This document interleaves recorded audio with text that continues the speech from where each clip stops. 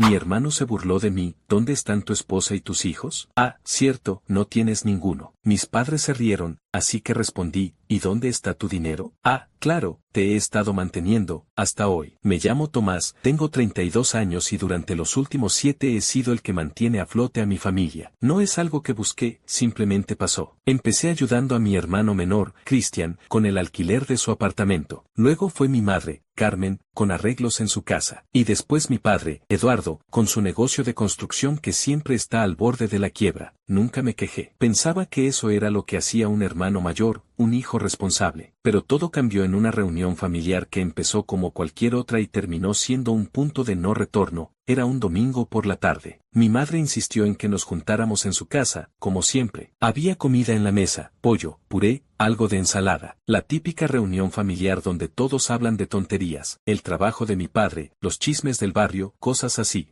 Cristian, que tiene 28 años y siempre ha sido el alma de la fiesta, estaba más hablador que de costumbre. Yo, en cambio, soy el callado, el que paga las cuentas y no hace olas. Estábamos en la sobremesa cuando Cristian, con una cerveza en la mano y esa sonrisa suya de sabelotodo, decidió meterse conmigo. Oye, Tomás, dijo, mirándome fijo. ¿Cuándo vas a traer a tu esposa e hijos a estas reuniones? Ah, espera, cierto, no tienes. Soltó una carcajada, como si fuera el mejor chiste del mundo. Mi madre se rió por lo bajo, tapándose la boca, y mi padre soltó una risotada que hizo temblar la mesa. Algunos primos sonrieron, otros miraron para otro lado, incómodos. Me quedé callado, con el tenedor en la mano. No era la primera vez que Cristian se burlaba de mí por estar soltero, pero esta vez pegó duro. Tal vez porque estaba agotado de trabajar jornadas largas, o porque en el fondo sabía que tenía razón, no tenía una vida propia. Todo mi dinero, mi tiempo, mi energía se habían ido en mantener a mi familia. Y ahí estaban, riéndose de mí como si fuera un chiste. Intenté mantener la calma. Qué gracioso, Cristian, dije, seco. Pero él no paró. En serio, Tomás, ¿qué haces con tu vida? Todo el día trabajando, pagando las cuentas de todos, y ni una novia. ¿No te cansas de estar solo? Mi madre volvió a reírse, y mi padre le siguió. Sentí un nudo en el estómago. Quería gritarles, pero me contuve. En cambio, lo miré a los ojos y dije, ¿y dónde está tu dinero, hermano? Ah, claro, te he estado manteniendo, hasta hoy. La mesa se quedó en silencio. La sonrisa de Cristian se borró, mi madre dejó de reír y mi padre frunció el ceño, como si no entendiera qué pasaba. Tomás, no seas así, dijo mi madre, con ese tono que usa para calmar las aguas. Pero yo ya no quería escuchar. Me levanté, dejé el plato y salí al patio. Necesitaba aire. Afuera, me senté en una silla vieja y miré al cielo. Por primera vez en años, me pregunté, ¿por qué estoy haciendo esto? ¿Por qué estoy sacrificando todo por ellos? Desde que salí de la universidad con un título en contabilidad, conseguí un trabajo decente en una empresa de logística. No es mi pasión, pero paga bien. Con el tiempo, me convertí en el que siempre tenía dinero para emergencias. Al principio eran cosas pequeñas, el depósito del apartamento de Cristian, una factura médica de mi madre, un préstamo para el negocio de mi padre. Pero esas emergencias se volvieron rutina. Cristian nunca pagó el alquiler solo, mi madre siempre necesitaba algo en la casa, y el negocio de mi padre, digamos que nunca fue el éxito que él decía, nunca dije nada. Pensaba que eso era ser familia. Mi madre siempre me repetía, Tomás, tú eres el fuerte, el que siempre sabe qué hacer. Y yo me lo creí. Me convertí en el que arreglaba todo, el que nunca decía no. Pero esa noche, con las risas de mi familia en la cabeza, algo se rompió. No era solo la burla de Cristian. Era darme cuenta de que, después de todo lo que había hecho, yo era el hazmerreír. Mientras estaba en el patio, mi teléfono vibró. Era una notificación del banco, actividad sospechosa en mi cuenta. Fruncí el ceño y abrí la app. Había un cargo que no reconocí, algo relacionado con un préstamo. Yo no había pedido ningún préstamo. Llamé al banco, aunque era tarde. Tras una espera eterna,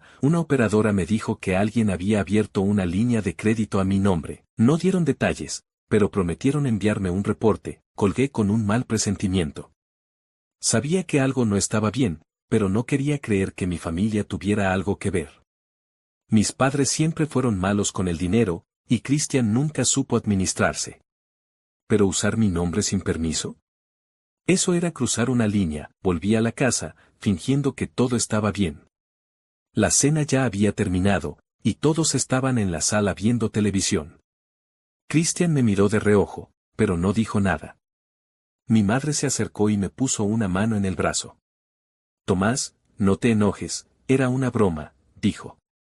Asentí, pero no respondí. No confiaba en mí mismo para hablar. Esa noche, en mi apartamento, no pude dormir. Me puse a revisar mis cuentas en la computadora. Encontré cosas raras, pagos que no recordaba, transferencias pequeñas a cuentas desconocidas. Mi cabeza daba vueltas. No podía seguir ignorándolo. Algo estaba mal, y necesitaba saber qué. Me pasé horas revisando cada transacción, cada correo del banco, cada notificación. Había movimientos que no tenían sentido, $200 aquí, $500 allá, algunos a nombres que no reconocía, otros a cuentas que parecían vinculadas a mi padre. Mi instinto me decía que no era un error del banco. Esto era personal. Me temblaban las manos mientras tomaba notas en un cuaderno, tratando de mantener la calma. Pero cuanto más miraba, más claro se volvía, alguien estaba usando mi nombre, y no era la primera vez. A la mañana siguiente, llamé a Diego, un amigo de la universidad que ahora es abogado. Le conté lo de la cena, la burla de Cristian, las risas de mis padres y lo que había encontrado en mis cuentas. Tomás, esto suena a fraude, dijo, directo. Trae todo lo que tengas, estados de cuenta, correos, lo que sea. Nos vemos en mi oficina a las 10. Su tono era serio, pero tranquilo, y eso me dio algo de esperanza. Al menos alguien me tomaba en serio. Me presenté en su oficina con una carpeta llena de papeles y mi laptop. Diego revisó todo con calma, haciendo preguntas puntuales. ¿Alguna vez firmaste algo para tus padres o tu hermano? ¿Les diste acceso a tus cuentas? Respondí que no, que siempre había sido cuidadoso con mis cosas.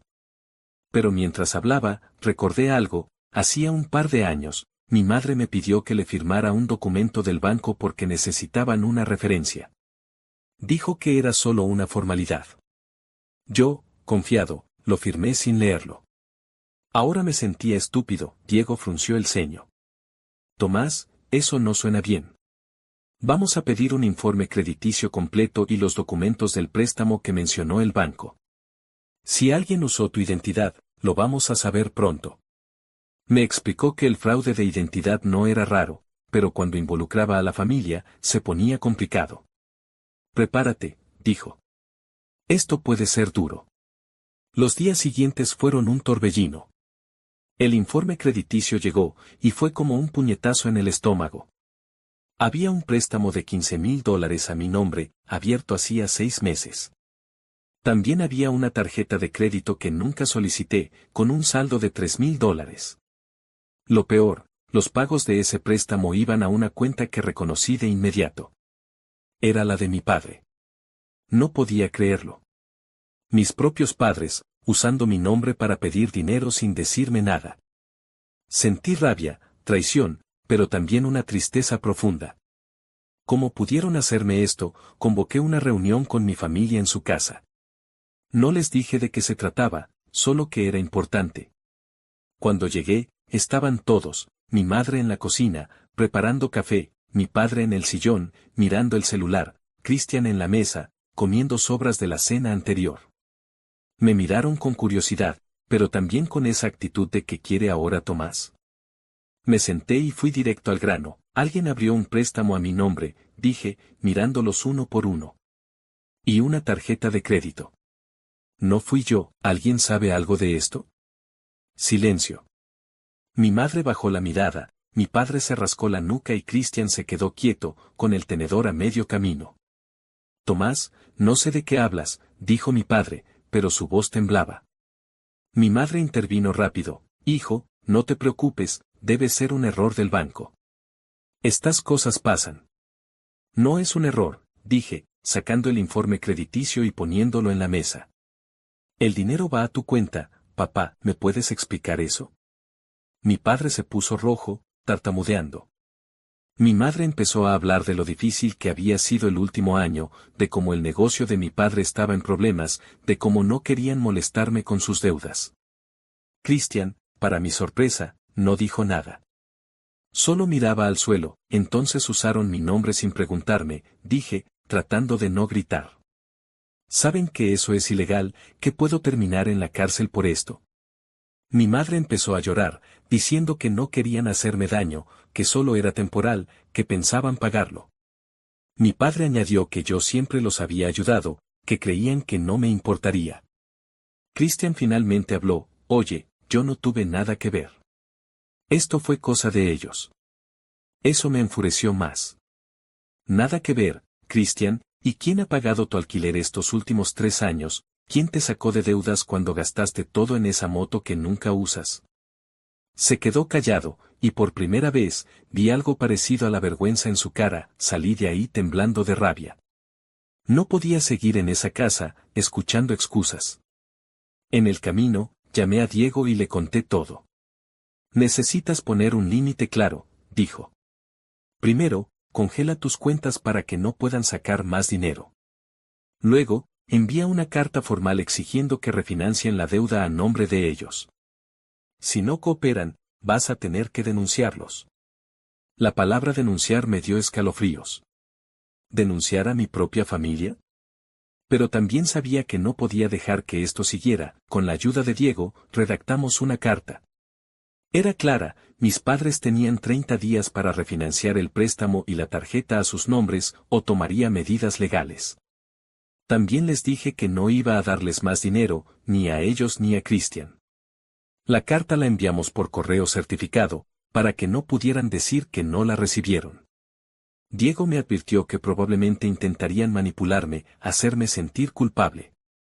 Y no se equivocó, los días siguientes fueron un bombardeo. Mi madre me llamó llorando, diciendo que no podían pagar sin mi ayuda, que yo era su única esperanza. Mi padre me mandó mensajes diciendo que estaba decepcionado de mí, que la familia debía estar unida. Cristian, por su parte, me escribió un mensaje largo, medio disculpándose, pero también diciendo que yo exageraba y que debería calmarme. Cada mensaje era como un cuchillo, pero me mantuve firme. No respondí. Dejé que la carta hablara por mí. Mientras tanto, empecé a hacer cambios en mi vida. Congelé mis cuentas, cambié contraseñas, puse alertas en mi crédito. También empecé a ahorrar para mí, algo que no había hecho en años. Por primera vez, me puse a pensar en lo que quería: viajar, tal vez retomar la pintura, que solía disfrutar en la universidad. Había puesto tanto en mi familia que me olvidé de mí mismo. Un par de semanas después, recibí una llamada de mi madre. Su voz estaba temblorosa. Tomás, la casa, la van a embargar si no pagamos el préstamo. Sentí un nudo en el pecho, pero no cedí. Eso no es mi problema, dije, aunque las palabras me dolían. Ustedes tomaron esa decisión. Ahora asuman las consecuencias. Colgué antes de que pudiera responderme. Esa noche, me senté en mi apartamento con una cerveza en la mano, mirando por la ventana. Me sentía como si estuviera traicionando a mi familia, pero también sabía que no podía seguir siendo su cajero automático. Diego me había dicho que la próxima reunión con ellos sería clave. Tenían que entender que hablaba en serio, que no iba a dar marcha atrás. Pero también sabía que no sería fácil. Mi familia no iba a rendirse tan rápido, y yo necesitaba estar preparado para lo que venía. Los días siguientes fueron tensos. Mi madre seguía llamando, dejando mensajes de voz llenos de lágrimas, diciendo que sin mi ayuda perderían la casa. Mi padre me mandaba textos cortos, duros, como si yo fuera el malo de la película. Después de todo lo que hicimos por ti, escribió una vez. Me dieron ganas de responderle, de recordarle los miles de dólares que les había dado, pero no lo hice. Diego me había advertido: no te enganches, no discutas, déjalos hablar. La carta que les enviamos ya había puesto las cosas claras: 30 días para refinanciar el préstamo y la tarjeta a su nombre, o enfrentaban consecuencias legales. Cristian, para variar, estaba más callado. Solo me mandó un mensaje diciendo: oye, no te pases, son nuestros padres. Como si yo no lo supiera. Como si no hubiera pasado años sacrificándome por ellos. Pero su silencio también me decía algo: él sabía que no tenía nada que reprocharme. Después de todo, yo había pagado su alquiler, sus deudas, incluso sus multas de tráfico. Y ahora, cuando yo ponía un límite, él no tenía nada que ofrecer más que quejas. Diego me ayudó a prepararme para la reunión final. Quería que fuera en un lugar neutral, pero mi madre insistió en que fuera en su casa. Es la última vez que te pedimos algo, Tomás, dijo por teléfono, con la voz quebrada. Contra mi mejor juicio, acepté. Sabía que iba a ser duro, pero también sabía que necesitaba cerrar este capítulo de una vez por todas. El día de la reunión, llegué a la casa de mis padres con una carpeta bajo el brazo, copias del informe crediticio, la carta que les envié y un documento que Diego había preparado, detallando las consecuencias legales si no cumplían.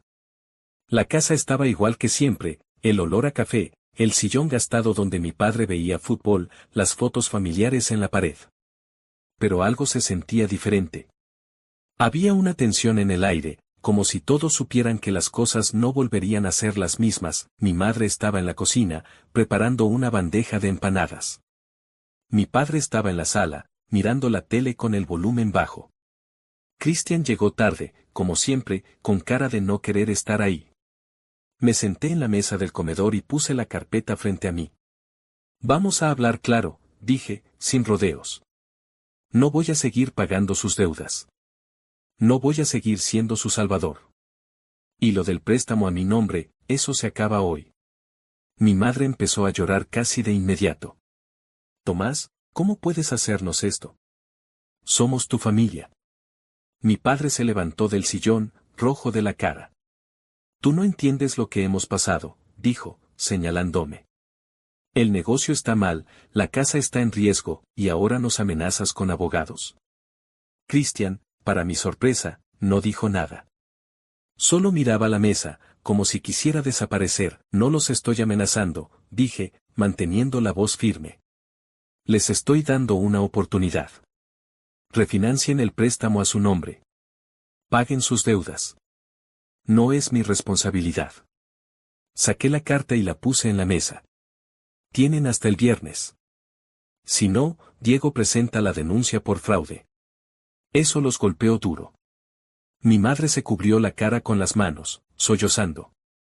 Mi padre se quedó callado, mirando la carta como si fuera una bomba. Cristian finalmente habló, con un tono más bajo de lo normal. Tomás, no puedes hacerles esto. La casa, es todo lo que tienen. Lo miré fijo. ¿Y yo qué tengo, Cristian, un futuro, una vida propia? Porque todo lo que he ganado se ha ido en ustedes. El silencio que siguió fue pesado. Mi madre intentó cambiar de tema, ofreciéndome una empanada, pero la rechacé. No estaba ahí para comer ni para suavizar las cosas. Esto no es una negociación, dije. A partir de hoy, cada uno se hace responsable de lo suyo. No más dinero, no más favores. Me levanté, dejando la carpeta en la mesa. Léanlo. Hablen con un banco. Pero no cuenten conmigo. Salí de la casa con el corazón acelerado. Una parte de mí esperaba que me detuvieran, que dijeran algo que me hiciera cambiar de opinión. Pero no lo hicieron. Subí a mi auto y manejé sin rumbo por un rato, tratando de procesar lo que acababa de pasar. Me sentía culpable, sí, pero también liberado. Por primera vez en años, sentía que estaba tomando el control de mi vida. Unas semanas después, recibí una llamada de Diego. Mis padres habían intentado refinanciar el préstamo, pero no calificaron. El banco inició el proceso de embargo, y la casa salió a la venta. Me dolió saberlo, pero no me sorprendió. Ellos siempre habían vivido al día, confiando en que yo los rescataría. Ahora, sin mi ayuda, la realidad los estaba alcanzando. Decidí no contactarlos por un tiempo. Necesitaba espacio, y ellos necesitaban aprender a valerse por sí mismos. Pero mi madre, como siempre, no se rindió. Me llamó para invitarme a una última cena en la casa antes de que la entregaran al banco. Solo queremos despedirnos bien, dijo. No quería ir, pero algo en mí sintió que era necesario. Tal vez para cerrar el ciclo, tal vez para asegurarme de que entendieran mi decisión. La cena fue incómoda. La casa ya estaba medio vacía, muebles vendidos, cajas apiladas en un rincón. Mi madre había preparado un guiso, pero nadie comía con ganas. Mi padre apenas habló, solo miraba su plato. Cristian, por una vez, no intentó hacer chistes. Fue mi madre la que rompió el silencio. Tomás, sé que estás enojado, y lo entiendo. Pero somos tu familia. Esto no tiene que terminar así. Respiré hondo antes de responder. No estoy enojado, dije. Estoy cansado. Cansado de ser el que siempre paga, el que siempre arregla todo. Ustedes tomaron decisiones y ahora tienen que vivir con ellas. Yo también tengo derecho a vivir mi vida. Mi padre levantó la mirada, como si quisiera decir algo, pero se quedó callado. Christian murmuró algo sobre buscar un segundo trabajo, pero no sonó convincente. Terminé mi plato y me levanté. Gracias por la cena, dije. Les deseo lo mejor. Pero no voy a ser su red de seguridad nunca más. Salí de la casa sin mirar atrás. Afuera, el aire fresco me golpeó la cara, y por primera vez en mucho tiempo, respiré profundo. Sentí una mezcla de alivio y tristeza, como si estuviera dejando ir algo pesado pero querido. En las semanas siguientes, empecé a reconstruir mi vida. Con la ayuda de Diego, limpié mi crédito y aseguré mis cuentas. Empecé a ahorrar para un viaje que siempre quise hacer, tal vez a la playa, tal vez a otro país. También volví a pintar, algo que no hacía desde la universidad. No soy un artista, pero poner colores en un lienzo me hacía sentir vivo. Por primera vez, me puse a mí mismo en primer lugar. No volví a hablar con mi familia por un tiempo. Supe por un primo que mis padres se mudaron a un apartamento pequeño, y que Christian finalmente encontró un trabajo estable. No sé si alguna vez entenderán lo que hicieron, o si algún día me pedirán disculpas de verdad. Pero ya no espero eso. Lo que importa es que estoy en paz conmigo mismo. Mirando atrás, esa noche en la que Christian se burló de mí fue el empujón que necesitaba. Dolió, sí, pero me abrió los ojos. Me hizo darme cuenta de que no puedo vivir para complacer a otros, no importa cuánto los quiera. Ahora, cuando miro por la ventana de mi apartamento, no veo culpa ni arrepentimiento. Veo posibilidades. Veo un futuro que, por primera vez, es mío.